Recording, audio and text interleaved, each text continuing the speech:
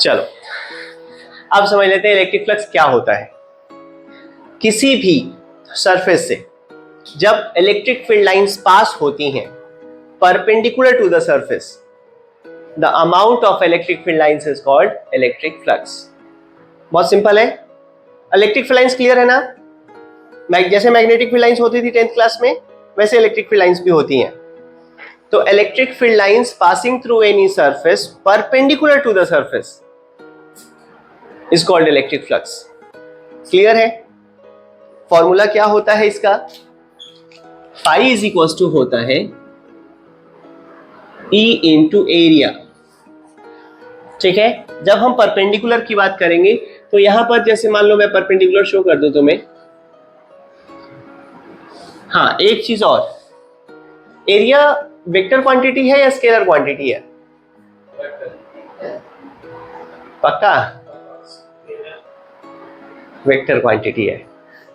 तो एरिया का डायरेक्शन होता है जो कि परपेंडिकुलर टू इट्स प्लेन होता है, किसी भी सरफेस के परपेंडिकुलर। जैसे समझना, जैसे मान लो मेरे पास एक बॉक्स है, ठीक है, इसमें अगर एरिया देखा जाए तो ये एक तरीके का क्यूबॉइड है। तो यहां पर इसमें 6 फेसेस है ना? इसका एरिया वेक्टर नीचे की तरफ, इसका एरिया वेक्टर ऊपर, इधर इधर इधर इधर। तो हर एक सरफेस के परपेंडिकुलर आउटवर्ड जो होता है वो एरिया वेक्टर का डायरेक्शन होता है। क्लियर है? तो यहां से अगर इलेक्ट्रिक फील्ड देखो मैं, ये हो गया area vector, this is area vector. अब इलेक्ट्रिक फील्ड देखूं तो ऐसे होगा। तो अब बताओ इलेक्ट्रिक फील्ड सरफेस के परपेंडिकुलर पास हो रहा है? अरे तो ठीक है, परपेंडिकुलर पास हो रहा है तो फ्लक्स जो है वो इतना हो गया। क्लियर है? अब इसमें थोड़े से चेंजेस अगर हम करें, मतलब जैसे इलेक्ट्रिक फील्ड जो, जैसे एरिया को तो ऐसे ही रख लेते हैं, ये हो गया एरिया। जरूरी नहीं है, किधर भी हो सकता है फील्ड। तो अब जैसे मान लो इलेक्ट्रिक फील्ड का मैंने ये डायरेक्शन ले लिया, ऐसे, ये हो गया इलेक्ट्रिक फील्ड। अब यहां पर 2 एंगल बनेगा। अब एक एंगल बनेगा इलेक्ट्रिक फील्ड और एरिया के बीच। अब इस इलेक्ट्रिक फील्ड का एक कंपोनेंट आएगा along area, that is E cos theta, और एक आएगा इसके perpendicular, that is E sin theta. Resolve करना आता है? अरे तो ठीक है। तो एंगल के साथ आता है cos और ऊपर आता है sin। अब ये बताओ इसमें से E cos थीटा या E sin थीटा दोनों में से कौन सा फ्लक्स के लिए रिस्पॉन्सिबल है? cos theta. क्यों? क्योंकि cos थीटा का कंपोनेंट से परपेंडिकुलर है, तो परपेंडिकुलर है। अब हमारे पास जो फ्लक्स होगा यहां पर फाई इज इक्वल टू ई ए, मतलब चलो लिखते हैं E cos थीटा इंटू ए, मतलब ई ए cos थीटा।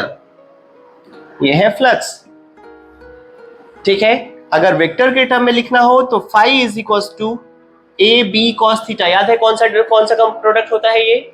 डॉट या cross? Dot, E dot A. Clear है? क्वेश्चन क्या है? एक क्यूब रख दिया है मैंने किसी भी कोऑर्डिनेट सिस्टम में जिसमें इलेक्ट्रिक फील्ड जो है वो इतना है और एक्स डायरेक्शन में है। तो मैं पूछ रहा हूं कि net flux through the cube क्या होगा।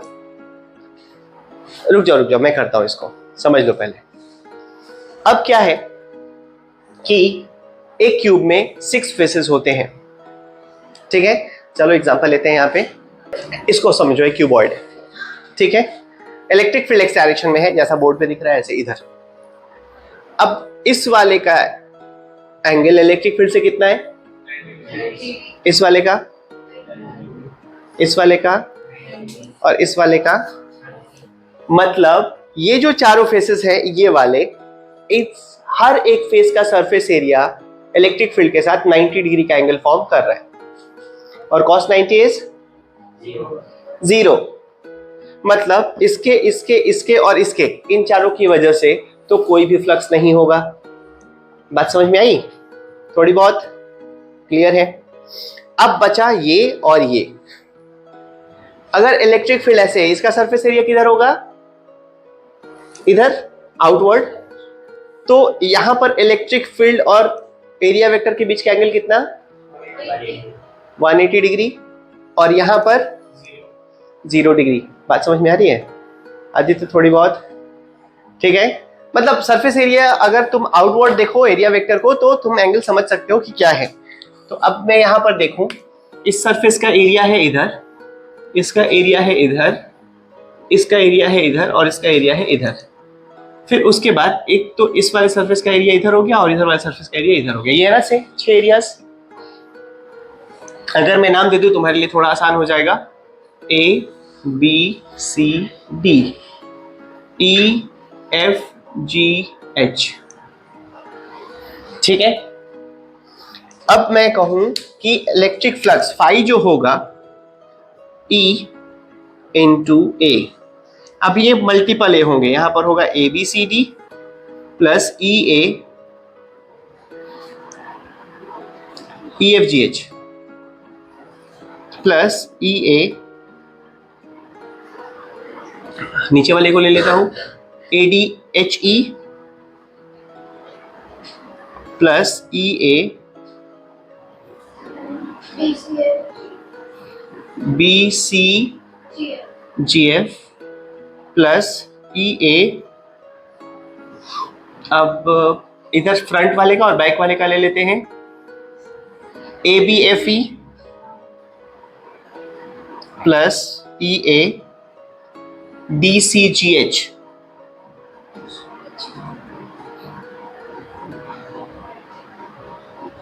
मैंने कैसे फेसेस काउंट किए समझ आ गया? अब एंगल्स लिखते हैं।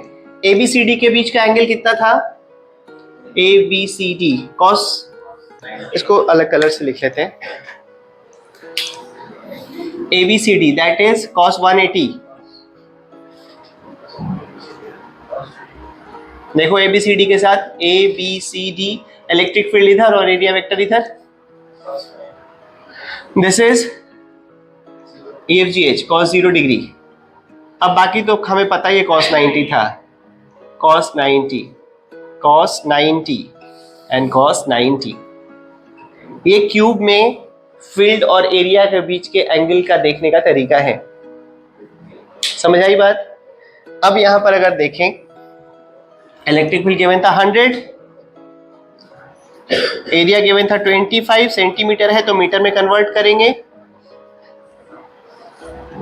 cos 180 is -1 plus 100 into 25 into 10 raised to power -4 into 1 plus 0 0 0 0 -1 plus 1 overall 0। पर ठीक है, तुम लोगों को समझने के लिए जरूरी था। नेक्स्ट क्वेश्चन है,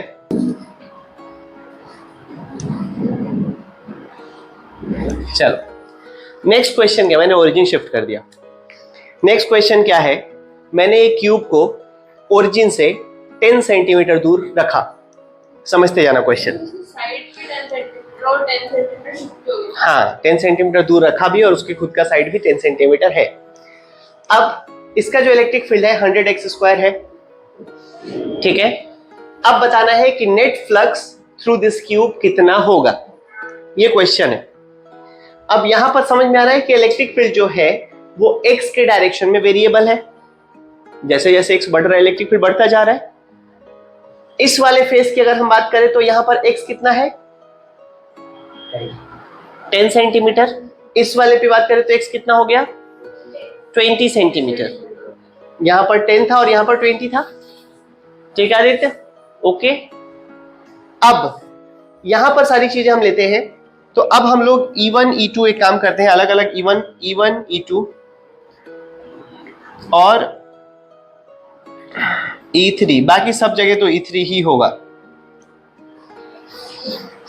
क्यों? क्योंकि यहां पे इस वाले सरफेस पे हर जगह बराबर होगा इलेक्ट्रिक फील्ड।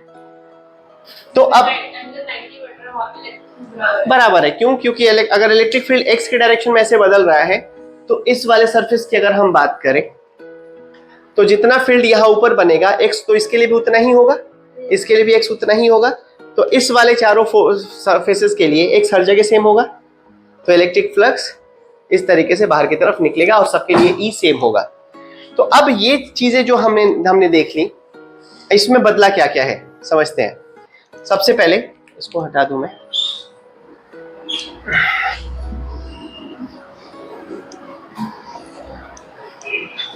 सबसे पहले यहां पे, अब ये तो जीरो हो गए सारे, 90 डिग्री तो 90 डिग्री होता है।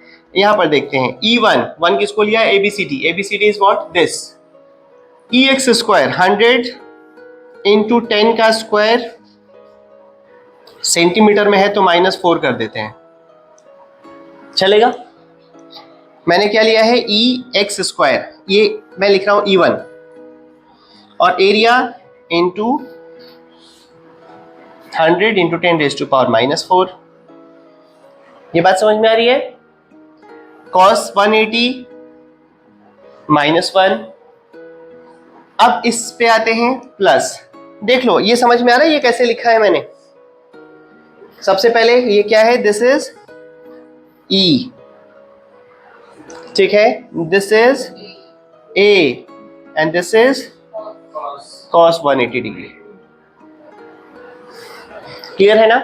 इसी तरीके से अगर दूसरे वाले साइड का लिखते हैं, EFGH का 100 इंटू 20 का स्क्वायर सेंटीमीटर में है तो हम 10⁻⁻⁴ कर देते हैं, मीटर में कन्वर्ट किया, इंटू एरिया तो वही रहेगा 100 इंटू 10⁻⁻⁴।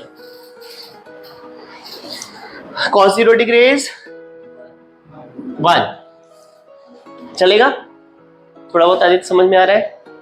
अब यहां पर ये कितना हो जाएगा, 10⁻⁴ और 10⁻⁻⁴, इसको हटा ही देते हैं पिक्चर से, है ना।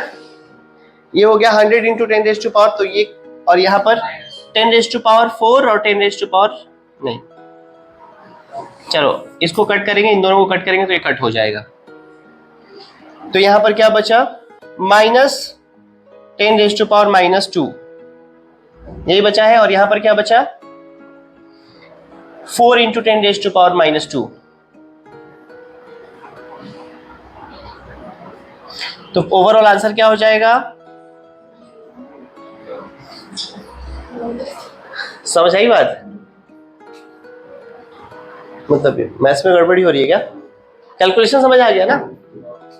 और इसकी यूनिट, फ्लक्स की यूनिट क्या होगी, E इंटू A, तो यूनिट क्या हो जाएगी, न्यूटन, एरिया हो गया मीटर स्क्वायर, कूलम -1।